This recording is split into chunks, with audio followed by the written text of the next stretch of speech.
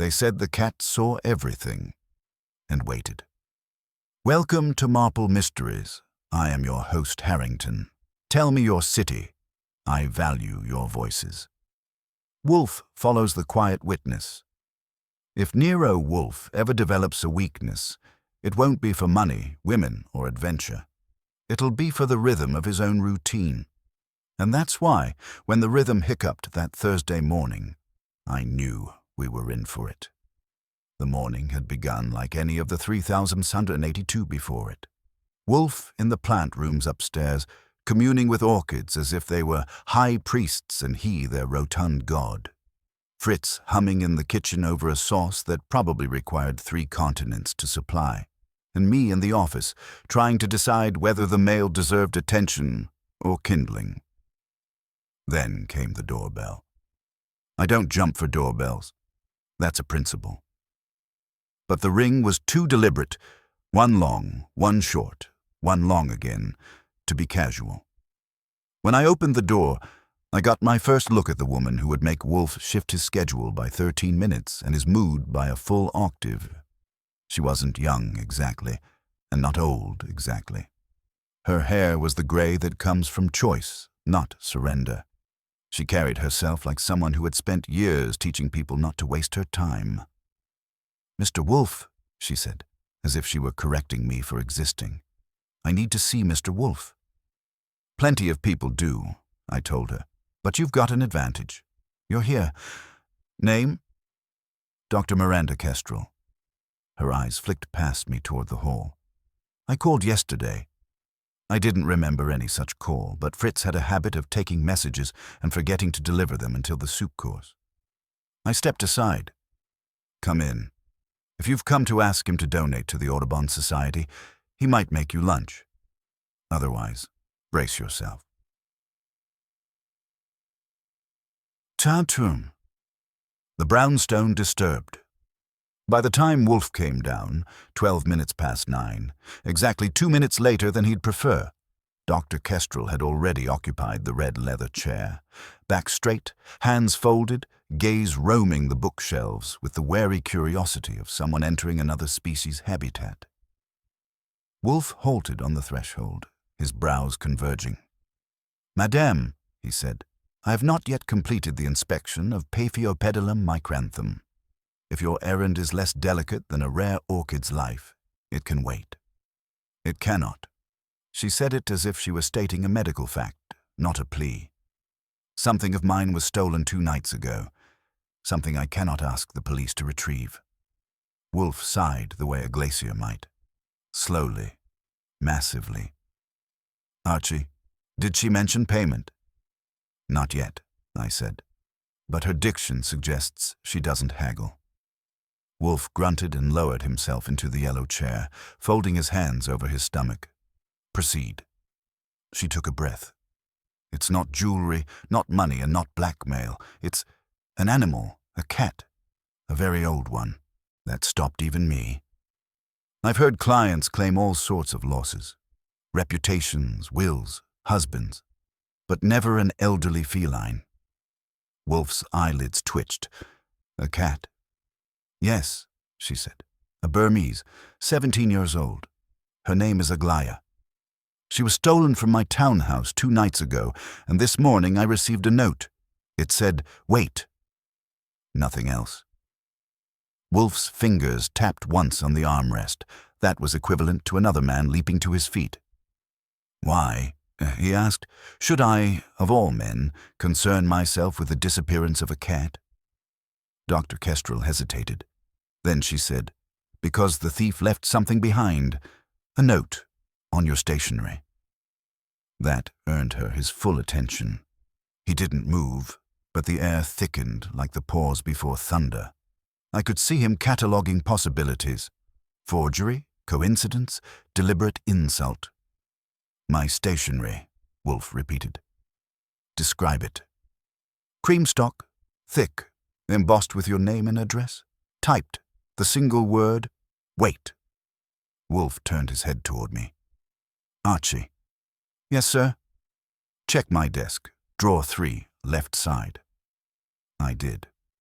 The drawer that usually contained spare stationery had been disturbed. The top sheet, one of Wolfe's personal letterheads, was missing.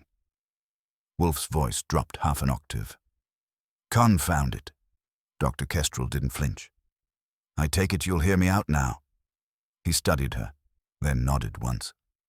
"Indeed, madam, I will hear you, but I warn you, if anyone, cat or human, has intruded upon my affairs, the consequences will be instructive." Fritz appeared with coffee and an expression that said he had not invited any of this into his kitchen. I shook my head. Wolfe didn't. He inclined 2 fingers, and Fritz withdrew like a stagehand who had wandered into the wrong play. Wolfe's eyes came back to our caller. "Start with precision. You discovered the loss when?" "Wednesday morning at 6:45, Dr. Kestrel said. "Aglaya has arthritis. She sleeps on a heated pad in my study. The window was latched from the inside. The front door was locked. I live alone." "You are a medical doctor?" "PhD neuropsychology. I direct the Kestrel Center for Memory and Behavior. We study aging, non-invasive work, observation, and enrichment. Aglaya was not a subject. She belonged to my mentor. When he died last year, I kept her." Wolfe's fingers twitched. "Because you are sentimental, or because there was an encumbrance?" "Both," she said. "Dr. Lyman's will put a sizable bequest to the center into a revocable trust with odd phrasing. His widow contested it. The trust pays out when Aglaya dies a natural death under my care. Until then, funds are restricted and reportable. 2 sides dislike that arrangement for opposite reasons." "That," I told her, "is a nifty way to make enemies out of people who ordinarily wouldn't care for cats." "I never publish the terms," she said. "But faculty gossip is a stronger press than the Times. 3 donors know, 4 trustees, my operations manager, and a very ambitious deputy. There have been protests. An activist blog called us death bankers. Last week we received a letter threatening to free the prisoner, meaning apparently Aglaya." Wolfe's gaze swiveled to me. "The desk, Archie." I went back to the left drawer like a hound told to sniff shame. The stack was squared, not how I'd left it, and a corner of blotter paper had been nudged 1.5 degrees. You don't have to believe in psychic vibrations to know someone else's fingers have been where yours belong. I slid the blotter. A pale hair lay against the green felt, fine and short, the color of old cinnamon. "Feline?" I asked. "Burmese," Wolfe said without looking. 17 years often pales a sable coat. Madam, you have brought more than a tale." His lids came down halfway. "Who had access to your house?" 3 people have keys. Me, my operations manager, Emile Hart, and my housekeeper, who only comes on Fridays. No one else. And the note on my stationery. When and how did you receive it? This morning. Pushed through my mail slot at 6:02. I was up, I heard it. No envelope, just wait. Then I checked Aglaya's pad, and she was gone. She folded her hands tighter. I shouldn't have left the study door open. It's habit. Bah. Wolfe dismissed self-reproach as a useless condiment. "How did you obtain my address?" "I've known it since I was 12, she said, and if that was a curveball, she threw it straight. "My father used to bring me past this block to teach me about order. He admired your orchids and your refusal to leave the house. When the note came on your paper, I thought, either someone wants to implicate you, or someone wants to force you into it." I couldn't argue with the logic. I didn't like it either. "Now tell us who benefits by Aglaya's absence." "Benefit isn't simple," she said. "If she dies under my care, the trust funds us. Bad news for those who dislike my research. If she lives indefinitely, a donor campaign is stuck in limbo. Bad news for trustees who promised early outcomes. If she dies in someone else's hands, it becomes a legal knot, which might be exactly what certain people want. Names. Owen Price, my deputy who wants the directorship yesterday. Renata Vale, a trustee who detests animals in labs and me on principle. Felix Dorn, the activist blogger. Beatrice Lyman, the widow who has made grief a competitive sport. And Emile, who's loyal but tired of waiting for raises tied to money we can't touch. I whistled, low. A decent circle for a cat to get lost in. It's not a cat, she said softly. It's a fuse. We all heard the front bell. The second ring was quick, like someone too eager to be polite. Wolfe didn't move. That was my cue. On the stoop stood a courier in a cap labeled with the latest idea of speed. He held a flat cardboard envelope addressed in block print to Dr. Kestrel, C.O.N. Wolfe. I signed because I have a history of bad decisions. He trotted off.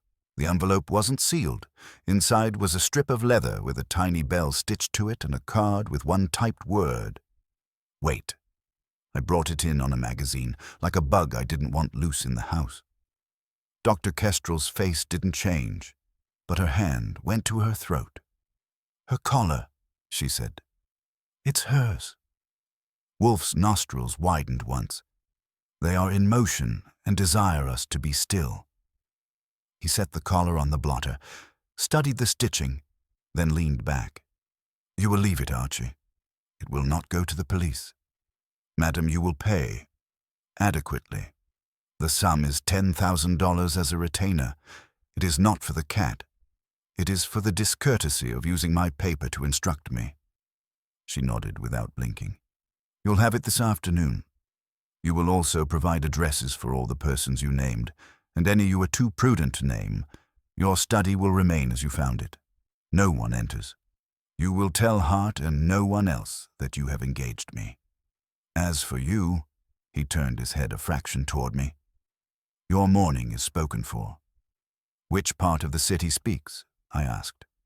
Her townhouse first, he said. Then Hart. Then the widow, if she will receive you. We will not wait as instructed. We will wait where we choose. I glanced at the flat collar on the blotter and tried not to feel like someone had just pulled our doorbell with my wrist. Fine, I said. But if the next package contains a can opener, I quit. Wolfe ignored me, which was an answer. He closed his eyes. Fritz will keep lunch hot, he murmured, low, almost to himself. And we will not let anyone else rearrange my desk. By 11 o'clock I was parked in front of Dr. Kestrel's townhouse on East 73rd, a red brick facade with more locks than warmth. The morning crowd on the block was a mix of nannies and dog walkers. None of them looked like the type to steal a cat for profit or vengeance, though I've learned that's not a reliable indicator. Inside, the place smelled faintly of cedar and disinfectant. Emile Hart answered the bell, tall and thin with the sort of polite fatigue that comes from holding someone else's schedule together for too long. Dr. Kestrel said you'd be coming, he said, stepping aside. She also said to give you access to the study. I assume you'll try not to touch anything. I assume, I said, and followed him through a hallway lined with framed certificates. The study looked like the waiting room of an intelligent mind, neat but with edges of use. A cat bed rested near the radiator, empty except for a few gray hairs. Beside it sat a small ceramic bowl with uneaten kibble. Hart stayed in the doorway, arms crossed. We've had reporters call already. If you find Aglaya, tell me first, not them. Reporters, huh? They move fast. I bent near the cat bed. You said you lock up every night. Always.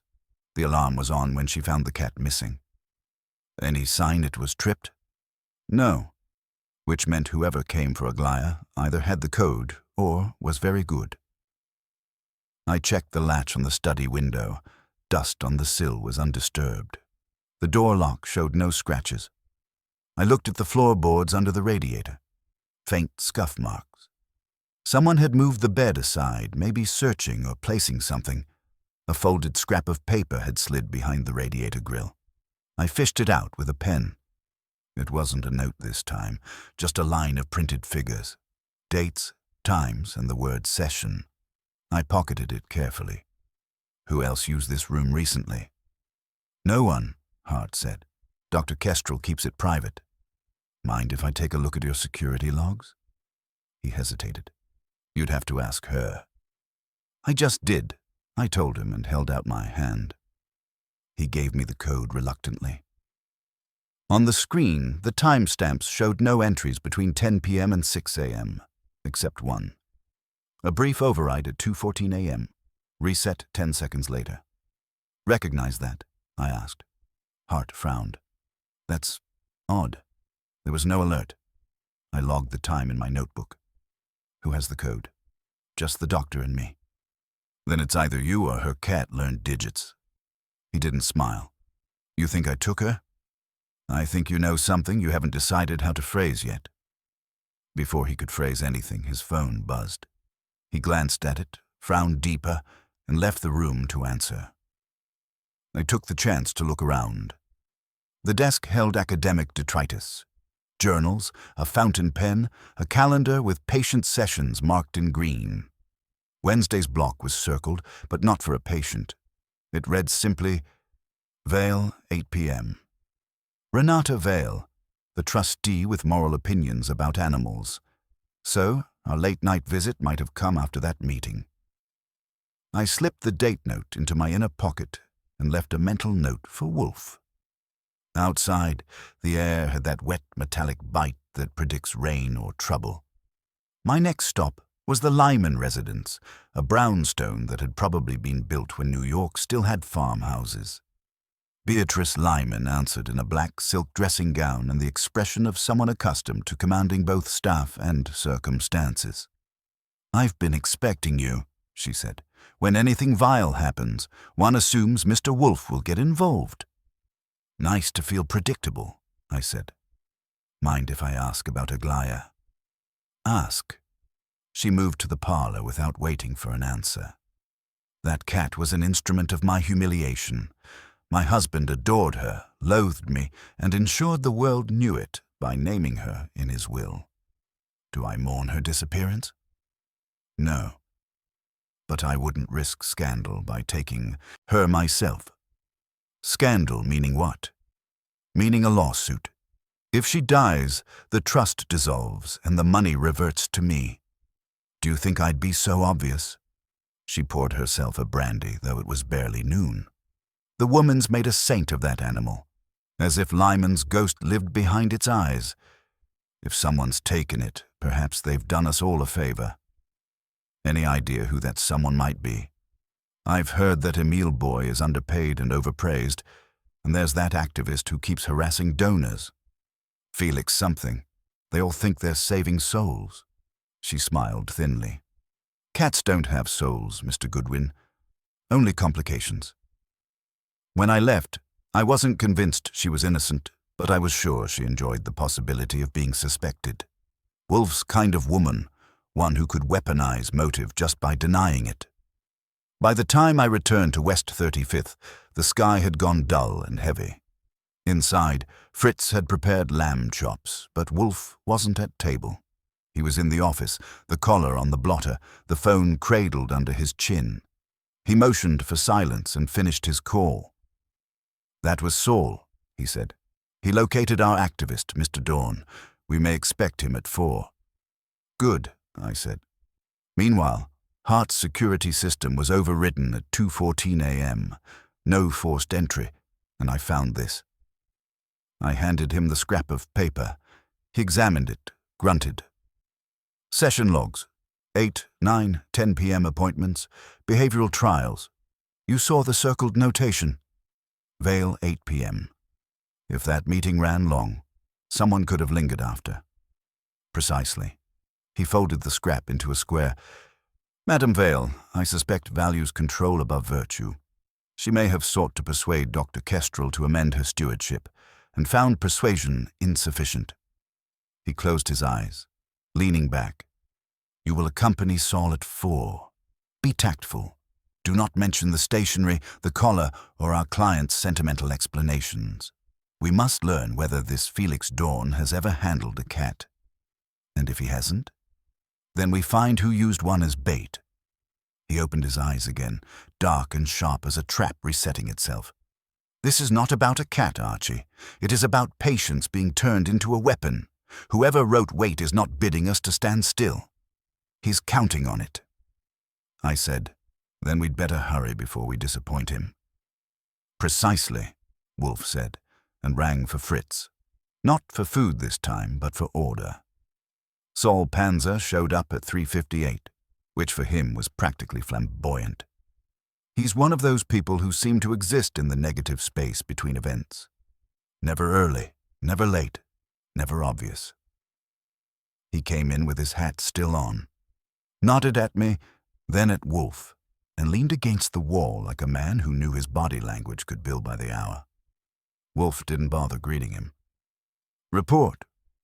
Saul set a small notebook on the edge of Wolfe's desk.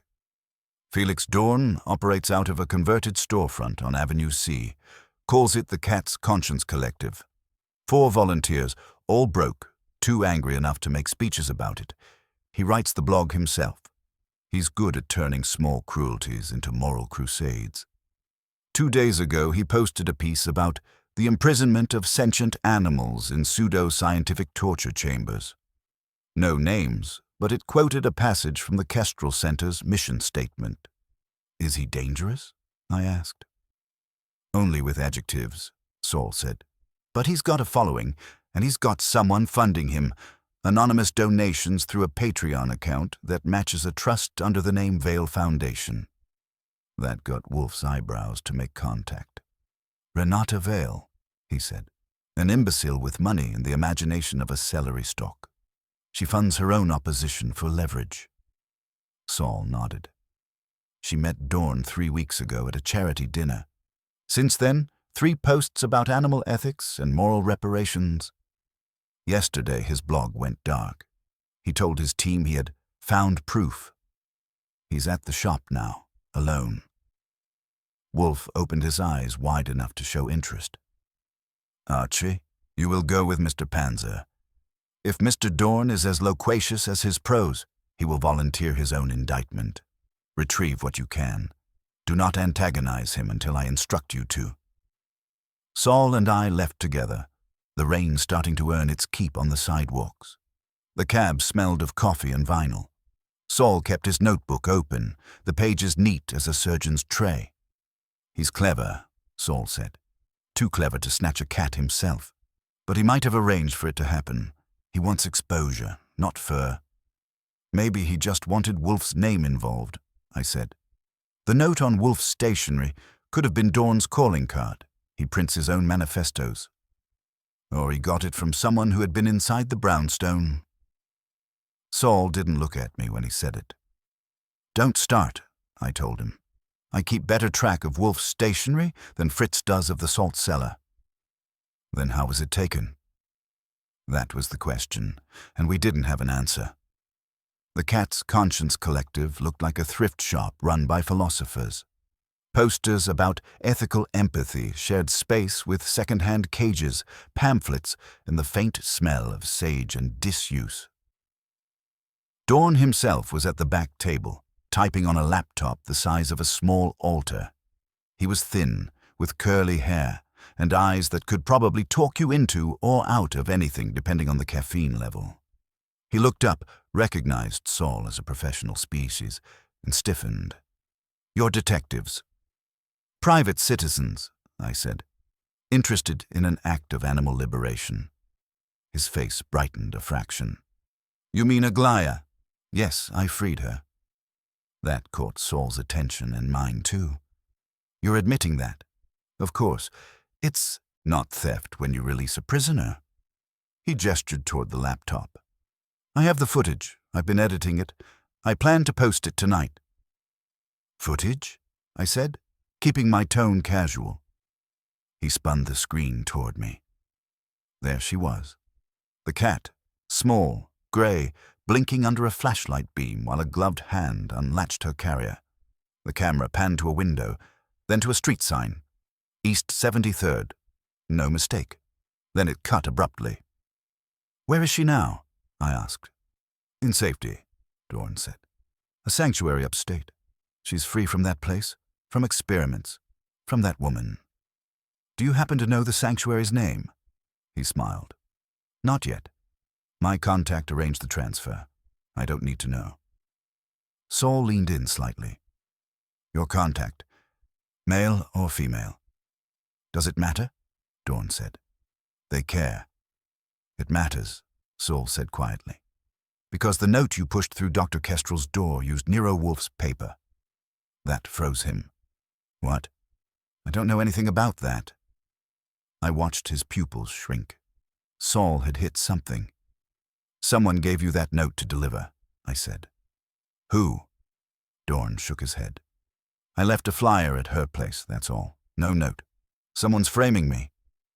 Then you'd better show us your copy of the footage, all of it, Saul said. He hesitated. I already sent it to my contact. Where? An encrypted drive. They said they'd handle distribution. I stepped closer.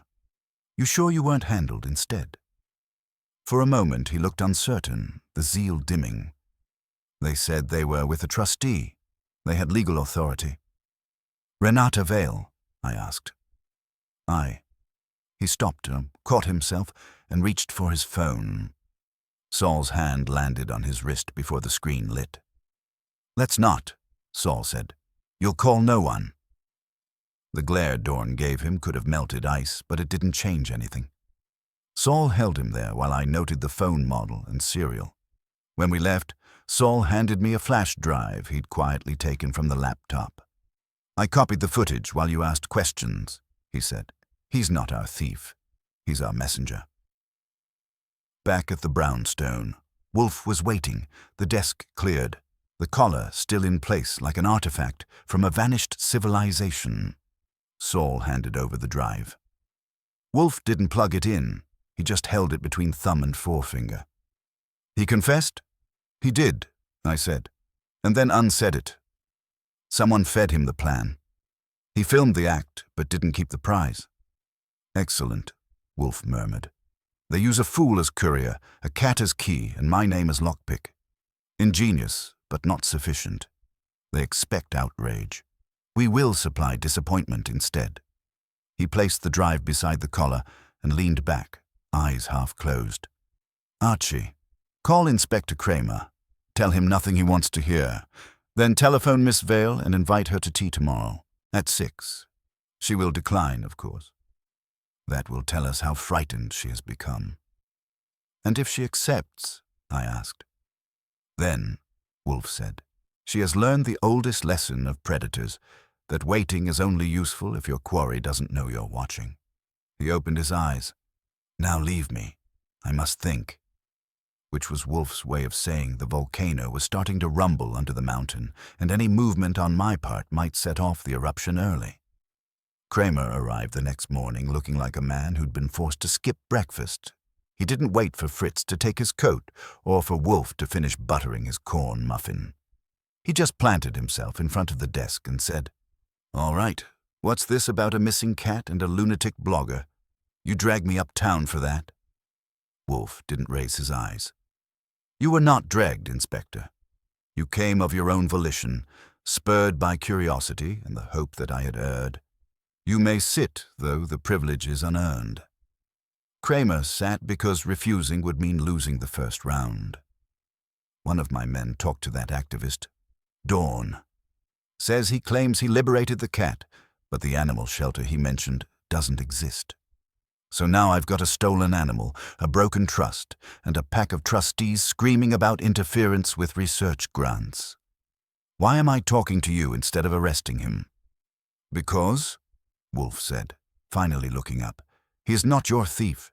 He is a tool, sharpened and then dropped. Kramer's eyebrows did the heavy lifting. You've got proof? Not yet, Wolfe said, but I have reason, which is preferable. Mr. Goodwin will recount our findings. I did, sparing the inspector none of the highlights, Dawn's admission, the video, the mysterious contact, and the coincidental involvement of Renata Vale's foundation. By the time I finished, Kramer's scowl had deepened enough to require scaffolding. So you're telling me this Vale woman hires a blogger to steal the cat? Uses your name to scare the owner and, what? Plans to sit on a pile of cash once the trust dissolves? Crude but approximately correct, Wolfe said. However, the intention was not simply theft. The aim was discrediting Dr. Kestrel's stewardship. If her care is proven negligent or complicit, the trust collapses legally. The cat's death would then appear as a moral consequence, not a crime. Hell, Kramer muttered. That's ice cold, even for rich people. Wolfe inclined his head. Indeed. But I do not yet know which of them actually performed the act. The stationery theft suggests someone entered this house. That affront, Inspector, I will not leave unavenged. Kramer grunted, stood, and tugged his coat straight. Fine. I'll keep an eye on Dawn, but if this turns into a circus, I'm sending the elephants to you. After he left, Wolfe gestured for the orchid room door. Archie, bring the telephone when you return. We must adjust our bait. He spent the next hour dictating notes. One went to Dr. Kestrel, brief, advising patients. Another, through Saul, to Renata Vale, repeating the invitation for tea, couched in Wolfe's most civil venom. The third was stranger, a short message for Emil Hart, instructing him to bring a certain folder from the center's files to the brownstone, confidentially. By the time Fritz announced lunch, Wolfe had dismissed the morning as satisfactory, but incomplete. I had my doubts about the satisfactory part. At 5:30, Hart arrived carrying a flat envelope. He looked like a man rehearsing innocence. I don't know if I should be doing this, he said, but Dr. Kestrel trusts you, and you said it was important. It is, Wolfe said, gesturing him to the red chair. You brought the incident reports? Hart handed them over. Every security override from the past 2 months. I noticed something odd. 2 weeks ago, there was another brief override. Exactly the same duration as the one the night Aglaia disappeared. I took the sheets from him. The times matched almost to the second. Same code used? He nodded. Yes, but it wasn't mine or Dr. Kestrel's. It was generated as temporary access. Admin reset. Only our IT vendor can do that. Who authorizes them? I asked. Trustee signatures. He hesitated. Renata Vale. Wolfe's eyes gleamed. Ah, he leaned back. And yet she will tell us tomorrow that she has never seen your system. Hart shifted. You think she's behind all this? I think she is within it, Wolfe said. Whether she knows how deeply remains to be determined. When Hart left, Wolfe turned to me. Tomorrow, she will not decline tea. He was right. At 6 sharp the next evening, Renata Vale arrived, poised, immaculate, and radiating the kind of calm that makes policemen write faster. She allowed Fritz to remove her coat as if granting mercy. Wolfe greeted her with a nod that could have chilled soup. Madam, he said, you honor my table. Please sit. She smiled faintly. I thought I'd satisfy my curiosity. Your note was unusual. Curiosity, Wolfe said, is the only vice I condone. You were acquainted with Dr. Kestrel's late mentor. Dr. Lyman? Barely. He bored me. I respected his money, not his science. And yet you joined the trust board after his death. Someone had to prevent further waste. She smoothed an invisible wrinkle from her skirt. I suppose this is about that absurd animal. Wolfe's voice went flat. It is about an absurd animal, yes, one whose disappearance coincides with a financial irregularity.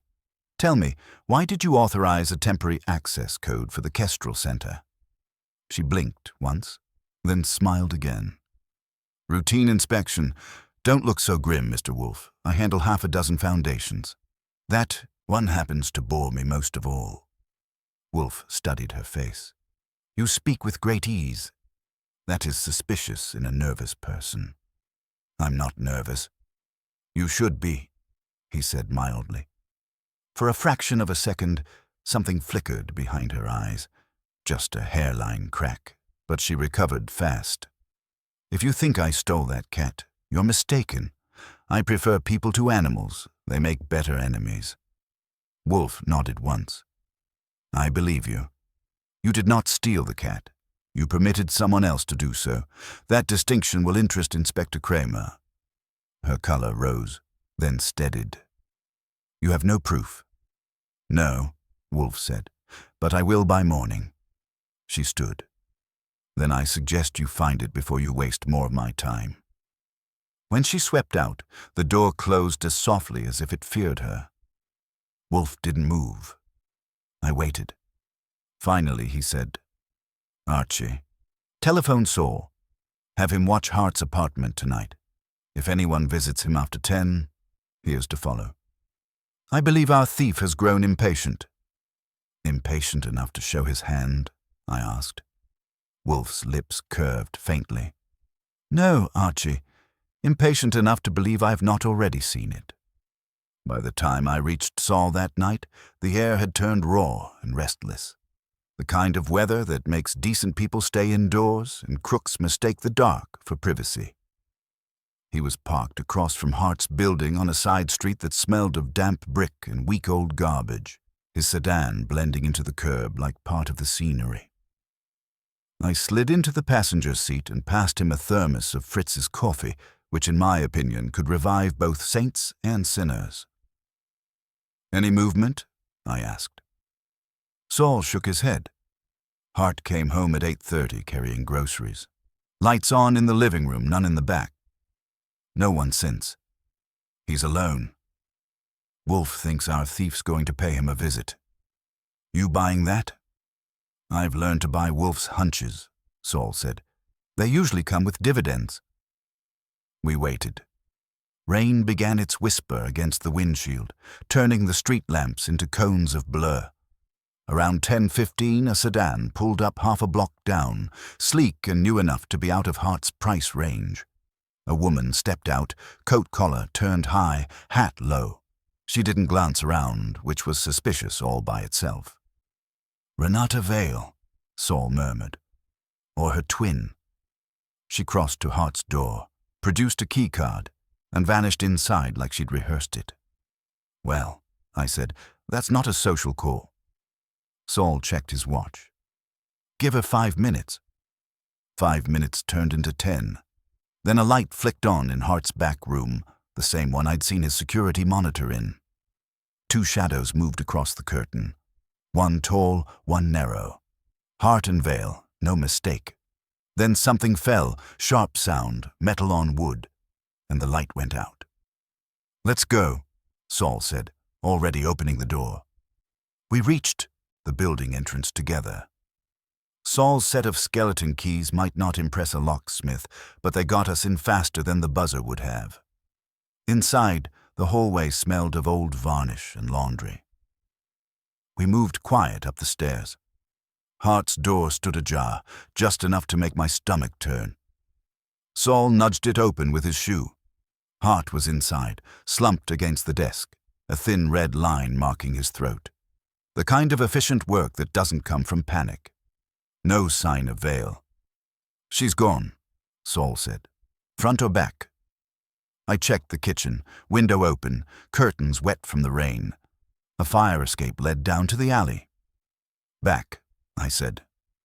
Saul was already on his phone, low voice relaying details to Kramer's night unit. When he hung up, I took one last look around the room. Papers scattered, one folder missing from the stack Hart had shown us earlier. On the desk sat a small brass bell. Aglaya's collar bell, I said. What the hell is it doing here? Maybe he kept it for proof, Saul said, or someone left it as punctuation. The police arrived 10 minutes later, and there was no need for us to linger. Kramer's man gave me a look that said he'd rather have Wolfe's neck than the killer's. We left before anyone could make that wish official. When we got back to the brownstone, Wolfe was awake in his chair, robe draped around him like a banner of disapproval. He didn't ask for details. He just looked at our faces and knew. Dead, he said. Yes, I told him. Throat cut. Vale was seen entering. She's gone now. He exhaled through his nose, the sound of a furnace deciding not to explode. Predictable, but lamentable. I hoped for restraint. Saul handed him the note he'd found. Hart's apartment key taped inside an envelope marked, "For Dr. Kestrel." Wolfe studied it, then passed it to me. The handwriting was careful, deliberate. "He meant to deliver this," Wolfe said, "before she arrived." "Deliver what?" I asked. "His conscience?" "Evidence," Wolfe said. The missing folder likely contained the override authorizations. Hart realized he'd been used and intended to exonerate himself. Mrs. Vale anticipated that. "She's not sloppy," Saul said. "She'll have an alibi before sunrise." "Indeed," Wolfe said, "and she will imagine it sufficient." "It will not be." He leaned back, fingertips touching. "This has exceeded the scale of a missing cat. We now have homicide, fraud, and defamation, a trinity of vulgar ambition." "What's the play?" I asked. "Patience," Wolfe murmured. "Which they have misused, and I shall reclaim." He rang for Fritz. "Coffee, 2 cups. Archie, summon Dr. Kestrel for tomorrow morning. Tell her she will be safe here for the day, and inform Inspector Kramer that I request his presence at noon with due discretion." Saul left soon after, slipping into the rain again like he'd never been part of the furniture. Wolfe sat silent, eyes on the brass bell that I'd placed on the desk. After a while, he said, "Observe the patina, Archie. It was polished recently, but not by sentimental hands. Someone who feared fingerprints but valued effect." "Vale?" "No. Too obvious. She did not set the stage. She merely performed upon it." That was Wolfe's way of saying we still had a player off-screen. I didn't ask who, because I could see he was already tracing lines between invisible points. When I finally turned in, the brownstone felt different. Quieter, but not peaceful. Like the house itself was waiting, listening for a sound it knew was coming. At 10 the next morning, the doorbell rang again. Fritz answered and led in Dr. Kestrel, pale, hollow-eyed, wearing the kind of composure you buy with sleeplessness. Wolfe didn't rise, but his voice softened half a degree. "Madame," he said, "I regret the necessity of summoning you. Your associate, Mr. Hart, is dead." She froze, one hand on the arm of the chair. "Dead? How?" "Murdered, last night. The person responsible believed him about to disclose something concerning the override access and your cat's disappearance." Her voice was brittle when it came. "Then it was Vale." "Possibly," Wolfe said, "but I doubt she held the knife. Tell me, who else could access your administrative files without her consent?" She hesitated, just a fraction too long. "Only one other person," she said, "our systems consultant. But he's abroad." Wolfe's brows lifted. "Abroad is a comforting fiction, madam. Names?" "Julian Lyman," she said quietly. "The son of my late mentor." The room went still enough to hear the rain against the windows. Wolfe nodded once, the motion of a man confirming an equation. "Of course," he said. "The cat, the trust, the inheritance. A tidy knot. And now, at last, a hand on the other end of the string." He looked at me. "Archie, locate Mr. Lyman. If he is not abroad, he will shortly wish he were." Julian Lyman wasn't hard to find, which should have been my first warning. When a man doesn't hide, it's usually because he believes he doesn't need to. I started with the center's personnel files, which listed him as consultant remote. The address was a Soho loft near Mercer, the kind of place that screams minimalism until you look at the rent. I called Saul to meet me there, because with Wolfe, locate never means ask politely. We reached the building around noon, the doorman giving us that bland smile reserved for tenants' questionable visitors. "Mr. Lyman's upstairs," he said. "He's been in all week." "Abroad," I muttered, pressing the elevator button. "Maybe he means spiritually." The door opened onto a space that smelled of roasted coffee and self-importance. Julian Lyman stood at a drafting table. Tall, sharp-featured, hair, touched with silver at the temples that probably owed more to a stylist than stress. He wore a grey turtleneck and the look of a man who expected every conversation to end with applause. "Ah," he said, smiling. "Mr. Goodwin, I presume. And Saul Panzer, if I'm not mistaken. I wondered how long it would take Nero Wolfe to send his foot soldiers." "Delivery boys," I corrected. "We bring news and collect debts. You've got both coming." He gestured toward the seating area, all leather and glass. "Coffee?" "I'll wait till I can taste it without thinking of your dead accountant," I said. "Hart was murdered last night." His expression didn't change, but his hand twitched near the cup. "That's unfortunate. It's also convenient," Saul added. "For you, he was about to deliver evidence linking you to the override access at the center." Julian laughed softly. "Evidence? Please, I built that system. Of course I have access. That doesn't make me a murderer." "No," I said, "but it makes you a man who could stage a break-in, steal a cat, and frame 2 people in one night. Not bad for someone supposed to be on another continent." He walked to the window, looking down at the street as if the conversation were beneath him. "Do you know what that trust did? It tied my father's legacy to a geriatric animal. Millions of dollars frozen until a cat dies naturally. Tell me that's sane." "Sanity's not your problem," I said. "Timing is. The same night Aglaya disappeared, you triggered the security override. Hart knew. He told Vale. She thought she was in charge, but you were 2 steps ahead." He turned back, the smile gone. "You think I'd kill a man over that? I don't need the money. I wanted control restored. My father built that center to study memory, not to become the punchline of a will." Saul had moved behind him quietly. "Control," he said. "Like deleting the footage Dawn filmed?" Julian stiffened. "What footage?" "The video of your hired hands freeing the cat," Saul said. "We've seen it. You arranged the handoff. Dawn thought it was a moral crusade. You knew it was financial leverage." Julian's eyes narrowed. "You can't prove that." I smiled. "We don't have to. Wolfe doesn't need proof yet. He just needs you in the brownstone at 8 tonight." He hesitated.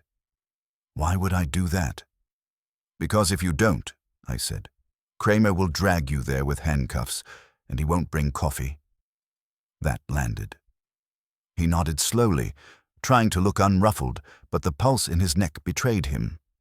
"Fine. Tonight. But I'll expect civility." "Wolfe's practically allergic to anything else," I said, and we left him to his illusions. Back at the brownstone, Wolfe had just finished lunch. The air smelled of beef consommé and irritation. When I relayed the details, he listened without interruption, fingers steepled, eyes half closed. "An intelligent man," he said finally. "But not as intelligent as he imagines. He overestimates his detachment. The matter is emotional at its root, filial resentment disguised as correction." "Meaning he wanted to prove his father was wrong about Kestrel?" I asked. "Precisely. He resents that the trust placed moral value in sentiment, a dying cat as arbiter of science and money. His solution was to end the symbol and liberate the funds. But he required accomplices to act, for he has neither courage nor dirt under his nails."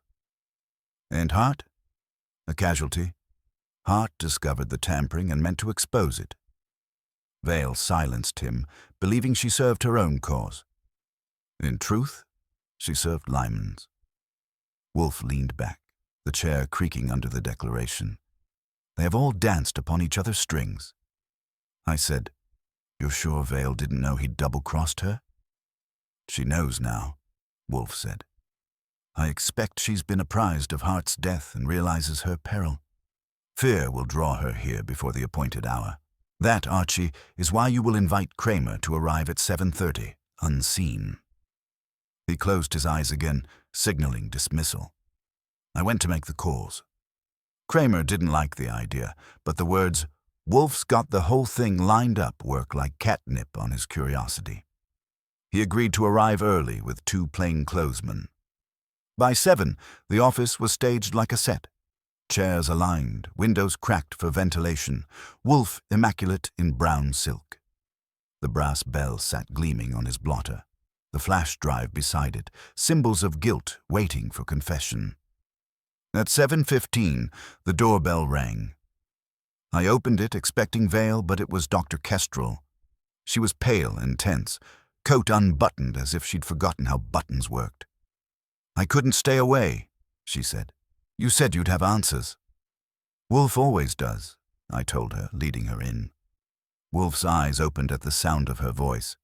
"Madame, you arrive early for the denouement, but perhaps that is wise. You should hear the music before the conductor finishes." Before she could ask what he meant, another chime sounded.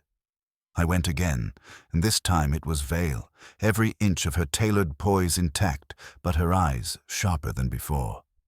"I received your message," she said coolly. "You said it was urgent." "It is," I said. "We're just waiting for one more guest." She looked past me, saw Kestrel, and froze. "You invited her?" "She has earned the courtesy," Wolfe said. "As have you. Sit, both of you." They obeyed, more from instinct than will. The room held that rare kind of silence that precedes revelations and gunfire. Wolfe reached for the bell, ran a thumb over it, and said, "Now, ladies, let us discuss patience and how it ends." Wolfe let the silence spread until even the air seemed to hold its breath.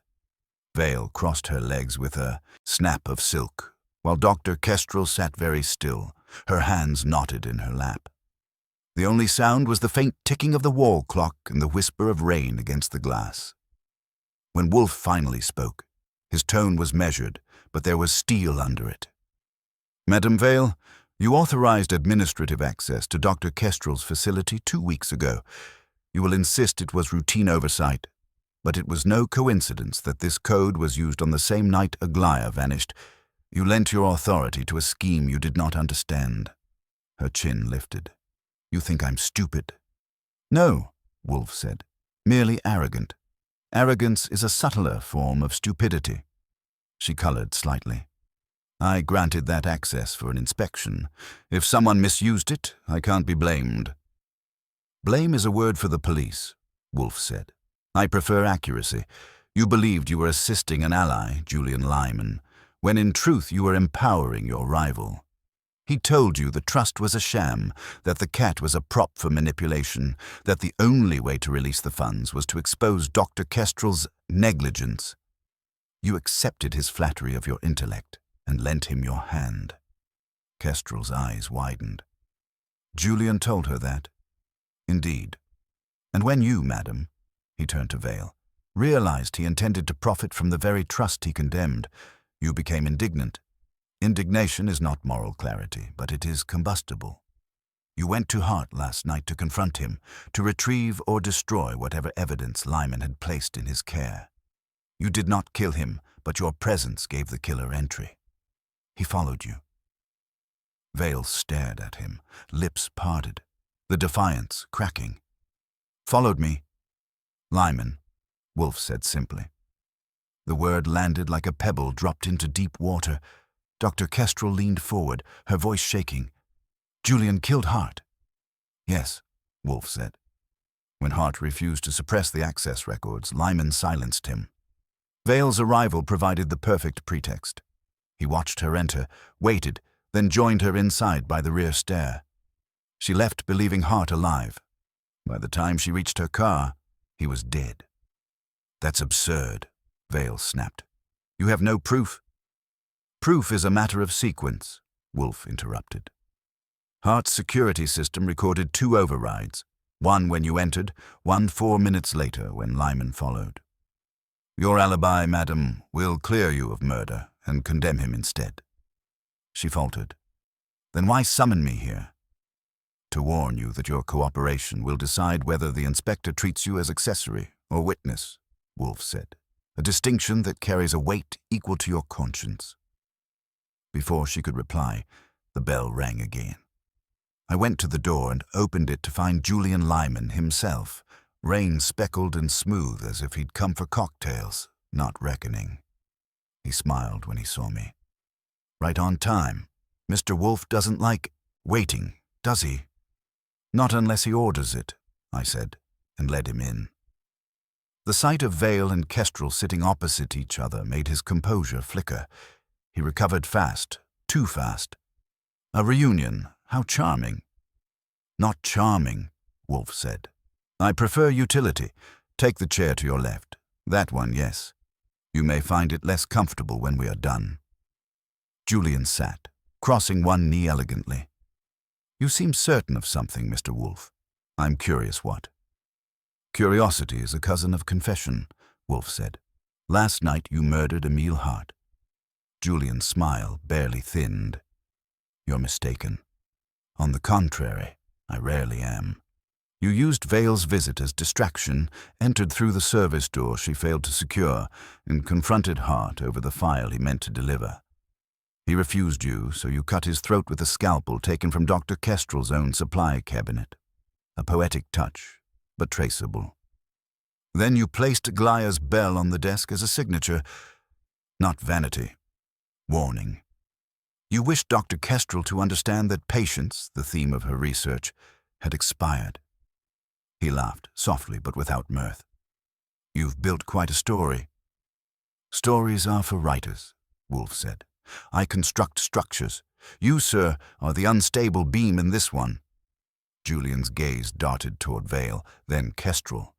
They both wanted the money. You think I— Stop, Wolfe said sharply. If you continue, you will move from self-defense to confession. You've already made one fatal error tonight. You came here. You could not resist seeing whether I had guessed. That vanity will serve as your undoing. He reached for the flash drive on the blotter.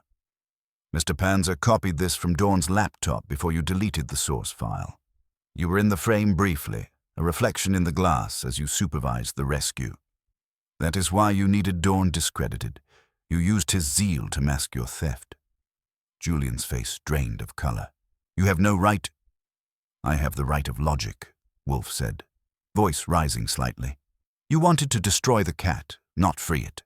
You needed her death to trigger the trust's dissolution. But you miscalculated two things.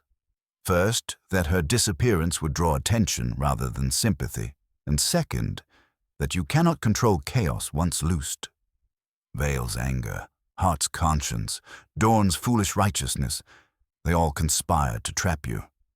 He leaned forward. Tell me, Mr. Lyman, where is the cat? Julian's hand twitched on the armrest. I don't know. You do, Wolfe said softly. You delivered her to a sanctuary, your own laboratory annex on Long Island, where she would be euthanized once the news cycle moved on. But the associate you hired to transport her, Mr. Dorn's contact, decided to sell her instead. The police, even now, have retrieved her from a veterinary broker in Queens. Alive. That, sir, completes the symmetry. Julian surged to his feet, face white. You can't prove. Sit, Wolfe thundered, and the command hit like a wall. He sat. I glanced toward the alcove. Inspector, I said. Kramer stepped out with two men, his face grim and satisfied. I heard enough. Julian Lyman, you're under arrest for the murder of Emile Hart and for conspiracy to defraud the Lyman Trust. The room shifted. Kestrel's sharp intake of breath, Vale's half-sob that sounded more relief than grief. Lyman didn't resist when the cuffs clicked. He only looked at Wolfe, eyes burning with the kind of hatred reserved for men who win too cleanly. When the door closed behind them, silence settled again. Wolfe reached for his beer and took a slow sip. Madam, he said to Dr. Kestrel, your cat is alive, your name will be cleared, and the trust will resume its purpose. The world regains its tedious balance. She whispered, Thank you. He nodded. Do not. Gratitude is wasted on inevitability. When she and Vale had gone, I turned to him. That was neat, I said, but I'm guessing you didn't enjoy it. He grunted. Enjoyment, Archie, is for the frivolous. I prefer satisfaction, yet even that, tonight, tastes of ash. Why? Because, he said, setting the bell aside. "A man killed for impatience, and I have made a life proving that waiting, properly done, always triumphs." He leaned back, closed his eyes, and the rain filled the pause between us like the quiet after judgment. Kramer left around midnight, which is late for him unless there's whiskey involved. He'd lingered long enough to gloat, politely, in his way, over Wolfe's latest scalp, but the gloating never lasts. He knows as well as I do that Wolfe doesn't play for applause. When the door finally shut behind him and the brownstone settled back into its preferred hush, I felt the exhaustion roll in, the kind that creeps up when adrenaline fades and the mind starts replaying the day in unwanted color. Fritz came out from the kitchen with 2 glasses of brandy and the air of a man performing a sacrament.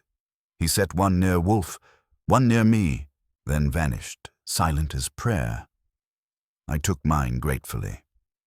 Wolfe, however, merely glanced at his and ignored it, which meant he was still thinking. That's a dangerous state for both of us. Him because it never stops. Me because I have to listen. Finally, he spoke. "The moral arithmetic of this case is disagreeable." "That's one way to put it," I said. "You mean the part where everyone except the cat came out dirty?" He gave a grunt. "You persist in vulgar condensation. What I mean, Archie, is that intellect was employed without integrity. That is a misuse of faculty, a desecration not merely of law, but of reason." "You're saying Lyman was smart but stupid." "Precisely. Intelligence without discipline is merely cunning." He imagined himself efficient because he could manipulate others. But manipulation is a poor substitute for control. I let him have that one. It fit. "He killed Hart to cover a lie," I said. "And Hart died trying to clean up the mess. Not many people in that circle come out human." Wolfe closed his eyes. "Dr. Kestrel will survive. Her guilt is professional, not moral. She trusted too easily. As for Mrs. Vale, her vanity is armor. She will emerge wounded but intact. The world tolerates the pretensions of the wealthy." "You're forgetting one victim," I said. He opened one eye. "Indeed. The cat." That earned me a longer look, somewhere between disdain and reluctant agreement. A creature burdened with symbolic importance, Aglaia is more fortunate than most symbols. She lives. Still, she was made instrument of greed. That is not a crime in law, but it is in nature. I leaned back, swirling the brandy. "You're getting philosophical again." "It is unavoidable after dinner," he said. "Human folly offends digestion." He finally picked up the glass, sniffed it, and sipped. I could see the wheels slowing just enough to stop grinding. Outside, the rain had turned to a faint drizzle, soft against the panes. For a moment, the house almost felt like itself again, warm, enclosed, inviolate. Then the phone rang. I moved to answer it, but Wolfe raised a finger. "No, let it." I hesitated, then let the machine catch it. After the beep, a woman's voice spoke, quiet, strained, unmistakably Dr. Kestrel's. "Mr. Goodwin, Mr. Wolfe, please, if you receive this, call me. Something's wrong. I went to the station to identify Julian's belongings, and they wouldn't let me. They said the evidence had been transferred. By authorization, your authorization." The line clicked dead. I looked at Wolfe. "Well," I said, "that's not you." He didn't answer immediately. He stood, or as close as he gets to standing without complaint, and reached for the phone. "Archie, trace it." "Already on it." I dialed the precinct, got Kramer's night desk sergeant, and after a little arm twisting, confirmed it. The evidence transfer had been logged an hour ago under Wolfe's name, signed by an officer nobody recognized. The flash drive, the scalpel, the photographs, all gone. I hung up. "Somebody's tidying up." "Indeed," Wolfe murmured, too swiftly. "There are men who cannot accept exposure even after the game is finished." Lyman had partners, silent ones. They were content while the cat was leverage. Now they are frightened. I stared at him. You think there's more to this than inheritance?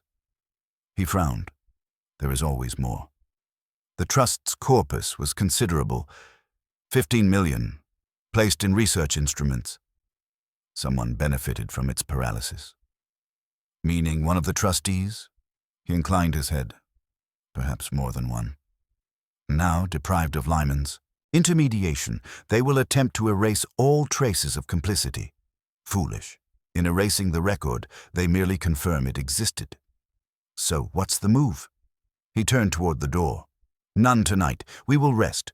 Tomorrow you will escort Dr. Kestrel here at 10.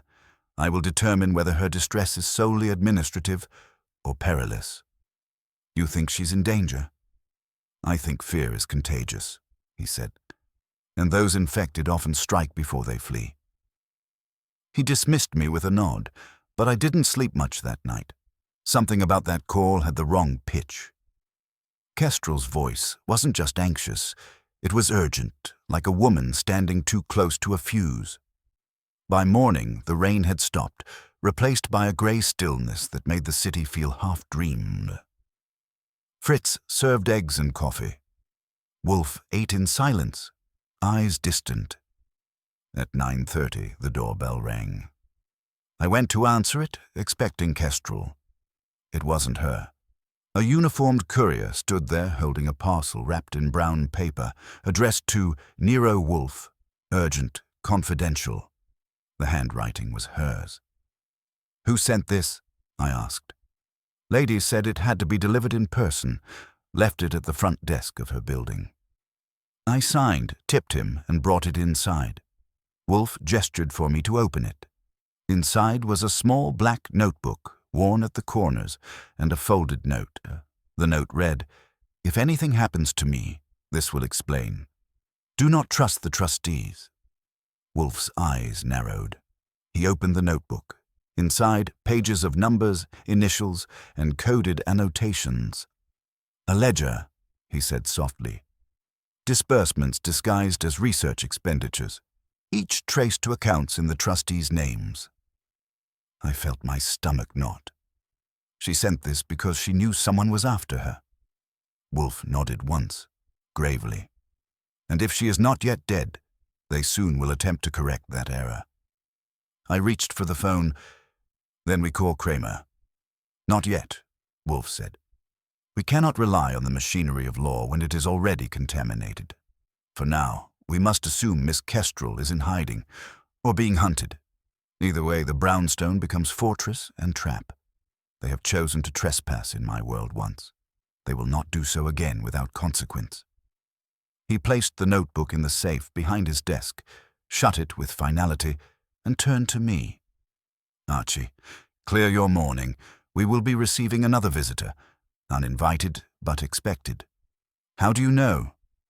"Because," he said, lowering himself back into the chair, "the guilty, like the impatient, cannot wait."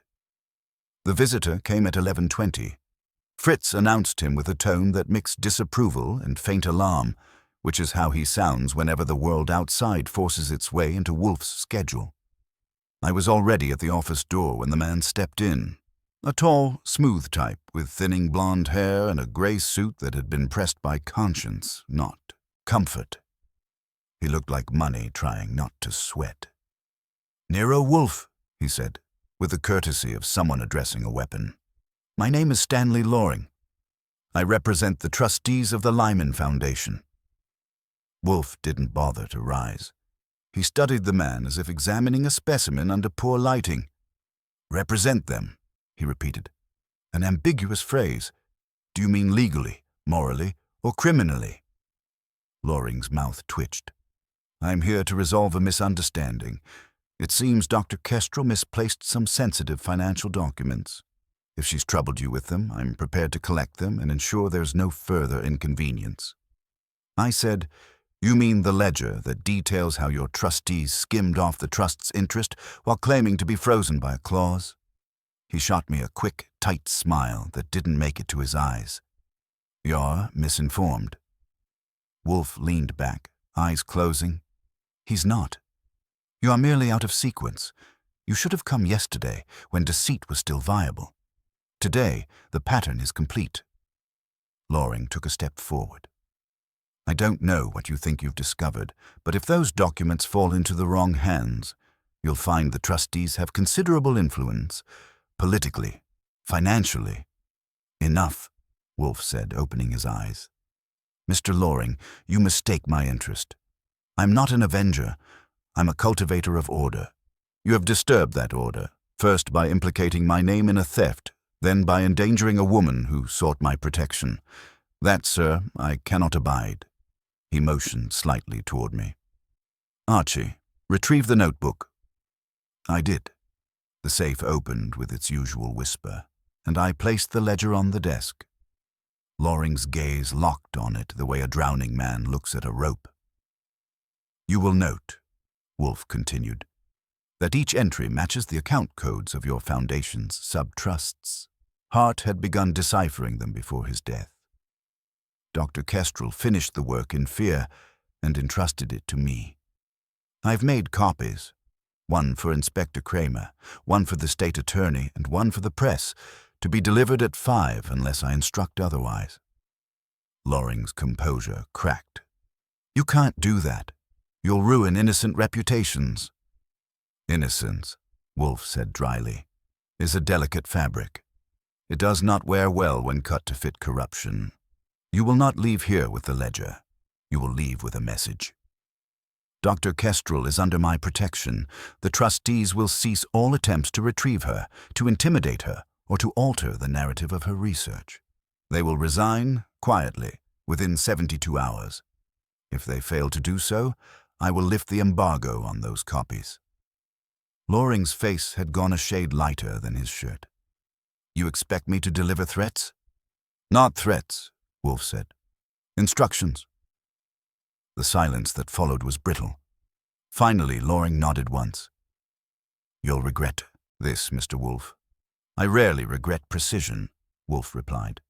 Good day. He stood motionless until the outer door shut, then exhaled through his nose. Archie, call Dr. Kestrel. Tell her she may return home without fear. I made the call.